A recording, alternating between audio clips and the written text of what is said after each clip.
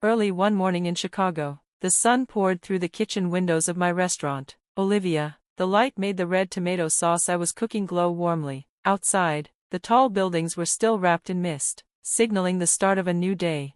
Olivia, can you check the special dish for today? Called Michael, my young sous-chef. He carried a beautifully cooked lobster, its bright red shell shining in the sunlight. Yes, bring it over, I said, turning down the heat and walking toward him. The plating was clean and elegant. I sliced into the lobster. The meat was tender, juicy, and perfectly cooked.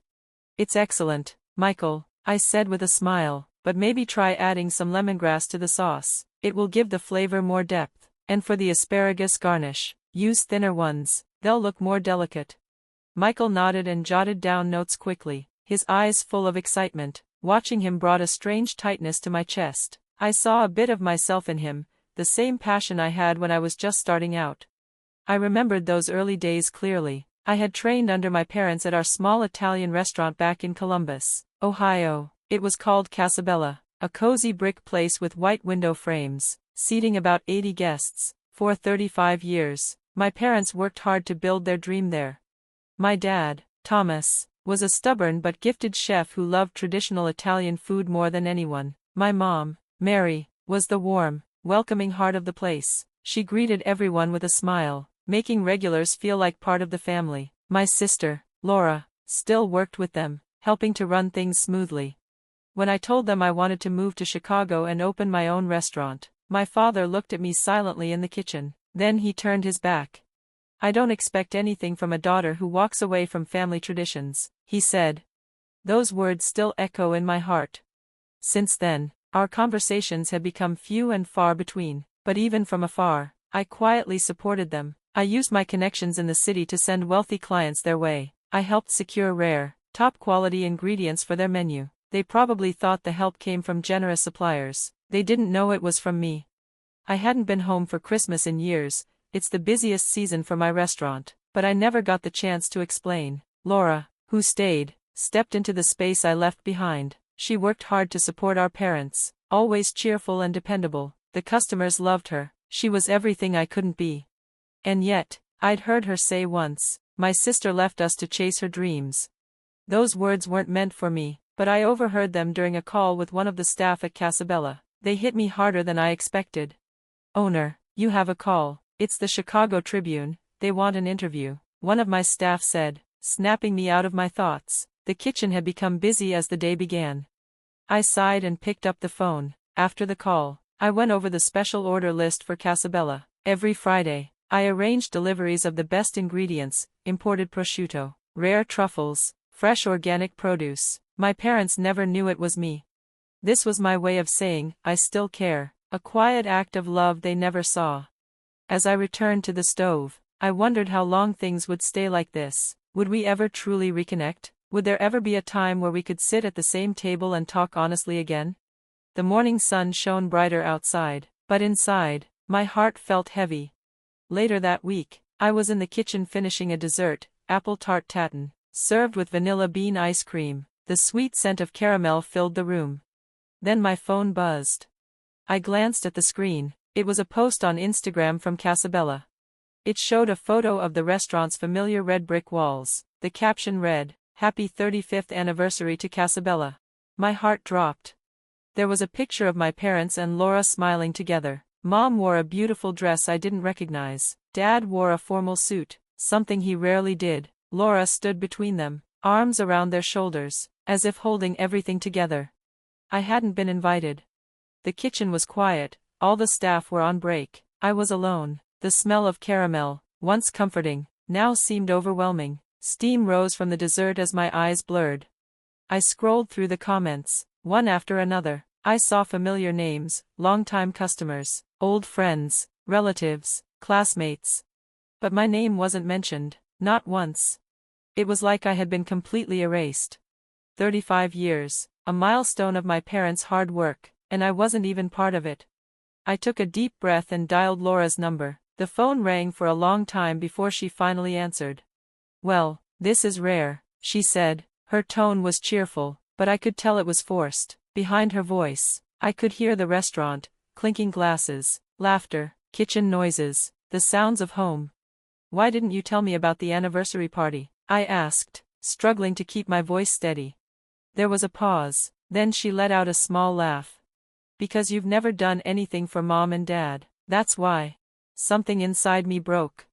That's not fair, I whispered. You don't even come home for Christmas, she cut in. You clearly don't care about the family or the restaurant. Her voice wasn't just angry, it was full of everything she'd been holding in: jealousy, bitterness, years of being compared to me, the burden of staying while I left. She poured it all out in those few words. Laura, please listen, there's more to the story. I don't want to hear it, she said coldly. Mom needs me, we're busy. Then, just before she hung up, she added one final blow. Someone who walked away from the family doesn't deserve to be part of our celebrations. The call ended. I stood still for a long time. The kitchen felt even quieter now. My thoughts raced, about all the things I'd done to support them, even if they never knew. About the years I had longed to hear just one kind word from my father. About the sacrifices, the silence, the invisible love. Eventually, I walked slowly to my office. On my computer, I opened the files with all the bookings I had made for the anniversary party. I had arranged everything: the 5-course meal from a luxury catering company, a private room at a famous Chicago restaurant, a coral-themed gift I carefully picked for Mom and Dad, rare ingredients shipped directly from Italy. None of it mattered anymore. I picked up the phone, and this time, my hand didn't shake. Yes, I'd like to cancel some reservations, I said firmly. All of them, yes, everything. Maybe we're just getting old, her father said softly. Hearing those words made Laura's eyes fill with tears. That's not true, she said, her voice rising with emotion. You and Mom make the best Italian food in the world. Her father gave her a gentle smile. Thank you, sweetheart, but times change. That night, Laura sat alone, flipping through an old photo album. The pictures were from 35 years ago, when her parents first opened Casabella. In those photos, Thomas and Mary looked so young and full of hope. There were pictures of Laura and Olivia as little girls. In one photo, Olivia had her arms wrapped around her, smiling brightly. Tears slid down Laura's cheeks. She picked up her phone, thinking of calling Olivia, but she hesitated. Her own bitter words came back to her. Someone who abandoned. Suddenly, she heard her mother's voice downstairs, shaken and upset. What? Cancelled? The party? And the catering too? Laura rushed down to find her parents looking shocked and upset, phones in hand. Please, is there any way you can still come? Her father asked someone on the line. His hand trembled as he put the phone down. Her mother's voice broke. The restaurant we booked just called. They cancelled too, for our wedding anniversary. It was supposed to be a beautiful celebration of 35 years together. Now, everything had fallen apart. Laura did everything she could, searching online and making calls to find other catering options, but no one was available at such short notice. The special restaurant they had booked had already filled their tables. Was this my fault? She cried alone in her room that night, torn between feelings of guilt, jealousy toward Olivia, and regret. Outside, soft summer rain tapped against the windows.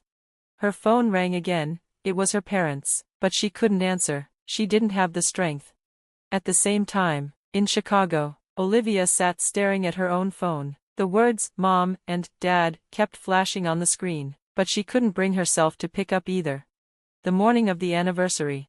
Casabella felt quiet and heavy that morning. The celebration was meant to honor 35 years of love and hard work, but the catering and restaurant reservations were all gone. Even though the staff continued to prepare, it felt like just another regular day. Mom, is this vase okay? Laura asked as she placed simple flowers from a local shop into an old crystal vase. Her mother nodded silently. The vase looked pretty, but not like what they had originally planned. The luxurious floral arrangements never came. Then, the sound of the restaurant door opening broke the silence. Good morning, welcome to, Laura started, then stopped. Standing at the door was a tall man in a suit. It was Michael Brown, the CEO of a big investment firm in New York. He was also a famous food lover in the Italian cuisine world. His opinions were powerful. Restaurants dreamed of having his praise.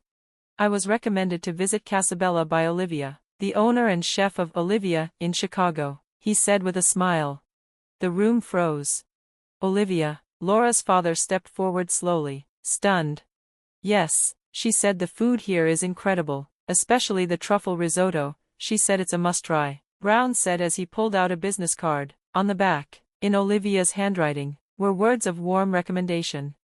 But, we haven't had truffles lately, Laura said, confused. Her mother quickly explained, we're sorry, we've had trouble getting good ingredients. Brown raised an eyebrow. Really? That's surprising. Olivia told me she shared her suppliers with you. They provide top-quality ingredients. Everyone in the room looked at each other in shock. Olivia's suppliers? Thomas whispered. Yes, she was so proud of this restaurant. She's been recommending you to wealthy clients and suppliers alike. I'm one of them. There was a long silence. Then, one of the older chefs from the kitchen spoke. Now that I think about it, the fancy ingredients we've been getting at low prices, was that because of her? Laura's mother's eyes filled with tears. Laura quickly took out her phone. Hands shaking, she checked the list of their suppliers, the same ones who recently cancelled their contracts. Most of them were also working with Olivia's restaurant. Could it really be? All those customers, all those smooth months of sales. Had Olivia been helping all along? Her mother whispered, she didn't come home for Christmas either. Christmas is the busiest time of year for a chef. A top restaurant owner can't just leave, and still, Laura dropped to her knees, overwhelmed by guilt. She had said such harsh things. She hadn't even sent Olivia an invitation to the party. All of this, it had been her fault. Then the door opened again. Sorry, we're not open yet, Laura began, but stopped once more. In walked James Campbell, a famous food critic from Chicago. He held papers in his hand. I'm here for an interview. Olivia Miller asked me to come. An interview? Yes, for an article about a special Italian restaurant that's been open for 35 years. She asked you to come? He nodded and pulled out a manuscript written by Olivia. My parents taught me not just how to cook, but how to love through food. Casabella is my pride, and it will always be my true home. Laura's mother gasped softly, tears in her eyes. The article was full of memories, Olivia learning to cook as a little girl, being scolded kindly by her father, encouraged gently by her mother, happy moments with her little sister. But why would she write all this? Laura asked. Campbell smiled gently. It was meant to be published today, for your anniversary. The phone rang again. Thomas's phone buzzed, a number he didn't recognize. Hello, this is Thomas. Mr. Miller, this is L. Feston from Chicago Catering. Olivia asked us urgently to reinstate the cancelled party. But it's so late now. If it's for Olivia, we'll make it work somehow. Then another call came, from the restaurant that cancelled. We've opened a special VIP room, because Olivia asked. More calls followed, food suppliers agreed to deliver, things started to fall back into place. Then Laura's phone vibrated, a message. I'm sorry, I wanted to stay angry, but I couldn't ruin this day for Mom and Dad. Laura's tears fell freely. I'm sorry too, she typed back, but before she could hit send, she heard a car pull up outside. A sleek black car stopped in front of Casabella. The door opened, and out stepped Olivia. Her eyes were red from crying. I'm home, she said softly. For a moment, no one moved. Then their mother rushed forward and pulled her into a hug. Welcome home, welcome home. Their father came closer, keeping a serious face, but his eyes were wet. You're late, he said. I'm sorry, Papa. He reached out and gently patted her head. Welcome back. Olivia couldn't hold back her emotions anymore. Papa. Mama. I'm so sorry. It's okay now, her father said, his voice warm. You were always thinking of us. If anything, we owe you an apology. Laura stepped forward, tears in her eyes. She bowed her head deeply. Big sister. I'm so sorry. I was jealous and selfish.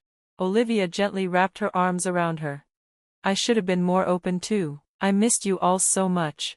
Their parents joined them. The four stood there in one embrace, a family reunited by love, after 35 years of strength, tears, and care. The morning sunlight streamed through the windows of Casabella, gently lighting up the start of a new chapter.